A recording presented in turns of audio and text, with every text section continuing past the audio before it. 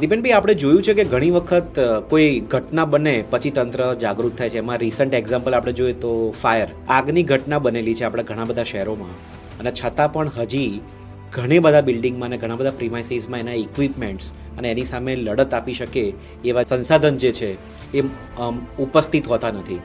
તો આ બાબતે આપનું શું કહેવું છે, અને કયા કયા ક્ષેત્રમાં કઈ કઈ જગ્યાએ ફાયર સેફ્ટી ઇક્વિપમેન્ટ્સ હોવું એ કમ્પલસરી છે?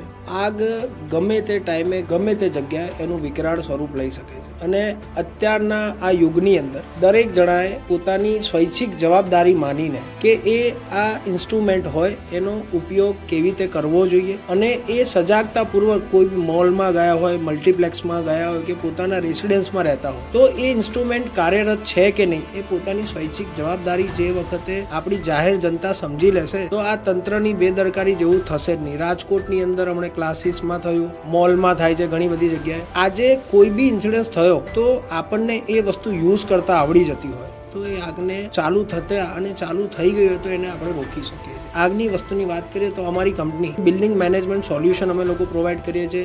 હાઈરાઇઝ બિલ્ડિંગનું બી હાઇડ્રન્ટ સિસ્ટમનું સોલ્યુશન પ્રોવાઈડ કરીએ છીએ. મલ્ટીપ્લેક્સની અંદર તમે મૂવી જોઈ રહ્યા છો તો સજાગરૂક કે આપણે ખુદ જઈએ છે જોવા માટે તો એ જોવાની જરૂર છે કે મલ્ટીપ્લેક્સની અંદર ડિટેક્ટર ચાલુ છે કે નહીં. તો સેફટીના અનુરૂપ કે આપણે જાગીશું તો એ મોલ મલ્ટીપ્લેક્સ વાળા જાગવાના જ છે. એટલે આગની એવી વસ્તુ છે કે ભાઈ જાગ્યા ત્યારથી સવાર જ્યારે ઇન્સિડન્સ થાય ત્યારે આપણે જાગીએ અને તંત્રની બેદરકારી કરીએ પણ આપણે સજાગ થઈ જઈશું તો આ ઘટના કદાચ નહીવત થવાની.